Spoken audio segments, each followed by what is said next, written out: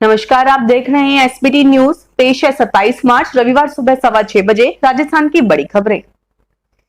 राजस्थान के लोगों के लिए बड़ी खुशखबरी है। 4 राज्यों में बीजेपी की प्रचंड जीत के बाद केंद्रीय कैबिनेट ने बड़ा फैसला लिया है। कैबिनेट ने पीएम गरीब कल्याण योजना को 6 महीने और आगे बढ़ाने का फैसला किया है। यानी अब मुफ्त राशन का लाभ सितंबर 2022 तक मिलेगा। 31 मार्च को यह योजना खत्म हो रही थी, लेकिन पीएम मोदी की अध्यक्षता में हुई बैठक में यह फैसला लिया गया है। राजस्थान के मुख्यमंत्री अशोक गहलोत ने जोधपुर में दूसरे दिन भी आमजन की समस्याएं सुनी और अधिकारियों को इनके त्वरित समाधान के लिए निर्देश दिए। श्री गहलोत ने जोधपुर सर्किट हाउस में जन सुनवाई कर लोगों की समस्याएं सुनी। इस दौरान बड़ी संख्या में लोगों ने मुख्यमंत्री को अपनी समस्याओं से अवगत कराते हुए ज्ञापन सौंपे।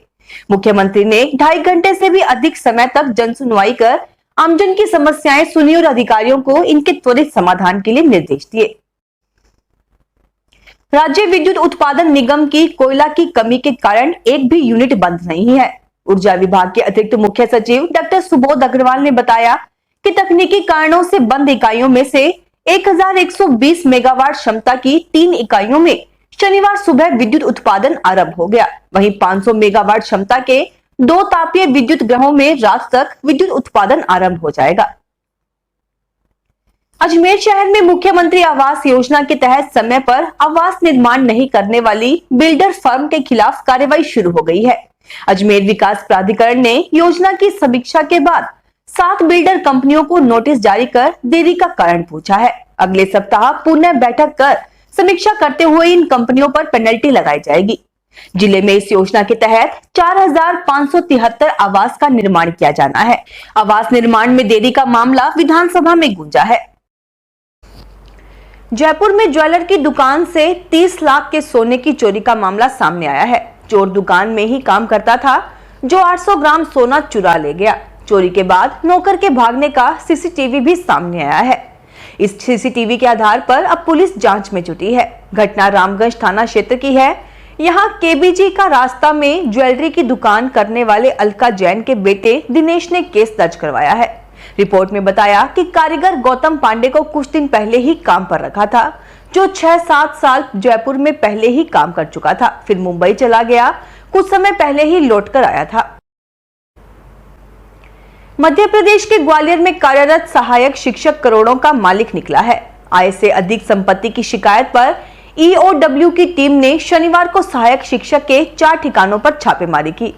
सहायक शिक्षक के पास 16 साल की नौकरी के 25 से 30 लाख रुपए की आय की तुलना में कई गुना अधिक संपत्ति मिलने का मामला सामने आया है। आरोपी सहायक शिक्षक धौलपुर के बसेड़ी का रहने वाला है और आने वाले विधानसभा चुनाव में बाड़ी से बीजेपी के टिकट पर विधायक का चुनाव लड़ने की तैयारी कर रहा है। राजस्थान विधानसभा में नेता प्रतिपक्ष गुलाबचंद कटारिया ने कहा कि यह बहुत ही सौभाग्य की बात है कि हमें समय समय पर गुरु के श्री चरणों में जाने का और उनसे आशीर्वाद प्राप्त करने का सौभाग्य मिलता रहता है। उदयपुर शहर विधायक श्री कटारिया श्री मेवाड़ जैन युवा संस्थान की ओर से प्रथमेश तीर्थकर श्री आदित्यनाथ भगवान का जन्म तप कल्याणक महोत्सव के आयोजन के तहत शहर में भव्य शोभा यात्रा के बाद आयोजित धर्म सभा को संबोधित कर रहे थे। उन्होंने कहा कि उनकी अब तक की जो भी जीवन यात्रा है, उसे सफल बनाने में संतों का ही आशीर्वाद है। बाड़मेर जिला परिषद ने 350 प्रबोधकों एवं 9 सहायक कर्मचारियों का प्रमोशन किया है। वहीं टीचर भर्ती 2018 की प्रतीक्षा सूची के 136 अभ्यर्थियों को नियुक्ति देने का निर्णय लिया गया है। जिला प्रमुख महेंद्र चौधरी ने जिला स्थापना समिति की बैठक में लिए गए निर्णयों के तहत प्रमोशन एवं ज्वाइनिंग दी जाएगी। जिला प्रमुख महेंद्र चौधरी की अध्यक्षता में जिला स्थापना समिति की मीटिंग आयोजित की गई। मीटिंग में 350 प्रबोधकों एवं 9 सहायक कर्मचारियों को पदोन्नति करने का निर्णय लिया गया है। जयपुर विशाली नगर एक्सटेंशन स्थित बेशकीमती जमीन को जयपुर जेडीए ने खाली करवाया। ये जमीन सरकारी थी, जिस पर 24 परिवारों ने कच्चे पक्के मकान बनाकर वहां कब्जा कर रखा था। इन निर्माण को आज जेडीए की प्रवर्तन टीम ने तोड़कर जमीन को खाली करवाया।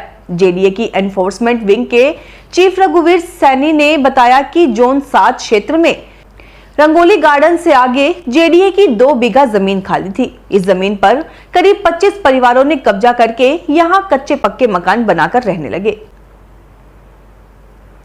अखिल राजस्थान विद्यालय शिक्षक संघ अरस्तु ने राजस्थान शिक्षा बोर्ड में सीबीईओ को निरीक्षण का अधिकार नहीं देने को चूक बताते हुए इसमें सुधार की मांग की है। इसके लिए निदेशक माध्यमिक शिक्षा बीकानेर व सचिव माध्यमिक शिक्षा बोर्ड अजमेर को अलग अलग ज्ञापन प्रेषित किया है। अरस्तु के प्रदेश अध्यक्ष रामकृष्ण अग्रवाल ने बताया कि अभी तक बोर्ड परीक्षा के सफल संचालन में जिले के सीबीईओ भी महत्वपूर्ण भूमिका निभाते रहे हैं। इस बार उनकी अनदेखी कर दी गई है। संगठन का कहना है कि जिला शिक्षा अधिकारी माध्यमिक शिक्षा मुख्यालय को अकेली जिम्मेदारी देना समझ से बाहर है। किसानों को राहत देने के लिए शुरू की गई मुख्यमंत्री किसान मित्र ऊर्जा योजना के तहत अजमेर डिस्कॉम क्षेत्र के 3,42,000 किसानों के बिजली बिल शून्य आए हैं। राज्य सरकार ने फरवरी और मार्च महीने में किसानों को 132.12 करोड़ रुपए की सब्सिडी दी है। डिस्कॉम के प्रबंध निदेशक NS निर्माण ने बताया कि मुख्यमंत्री अशोक गहलोत ने पिछले साल किसान मित्र ऊर्जा योजना की शुरुआत की थी। योजना के तहत सामान्य श्रेणी ग्रामीण मीटर्ड एवं फ्लैट रेट कृषि उपभोक्ताओं को कृषि बिजली बिल में 1,000 रुपए प्रति माह व अधिकतम 12,000 रुपए प्रति वर्ष का अतिरिक्त अनुदान राज्य सरकार वहन करेगी। कोरोना काल के दौरान कम यात्री भार के चलते बंद हुई चूरू लुधियाना ट्रेन 1 अप्रैल से ट्रैक पर फिर से दौड़ेगी। इससे जिला मुख्यालय के व्यापारियों और दूसरे यात्रियों को फायदा होगा। स्टेशन अधीक्षक मूलचंद ने बताया कि Churu Ludhiana passenger train Covid period में बंद कर दी गई थी, लेकिन अब हालात सुधरने पर इस ट्रेन को 1 अप्रैल से फिर से शुरू किया जा रहा है। चूरू प्लेटफॉर्म से यह ट्रेन सुबह 5:15 बजे रवाना होगी, जो दोपहर 1:45 बजे लुधियाना पहुंचेगी। उन्होंने बताया कि यह ट्रेन लुधियाना से दोपहर 3:30 बजे चूरू के लिए रवाना होगी और रात 11:15 बजे चूरू पहुंचेगी। इस ट्रेन में एक्सप्रेस का किराया लगेगा। हालांकि इससे पहले इस ट्रेन में पैसेंजर ट्रेन जितना किराया लगता था। फिलहाल इस बुलेटिन में इतना ही, फिर हाजिर होंगे और बड़ी खबरों के साथ। एसबीटी न्यूज के और भी वीडियोस को देखने के लिए हमारे चैनल को सब्सक्राइब करें और नोटिफिकेशन पाने के लिए बेल आइकन को प्रेस करें।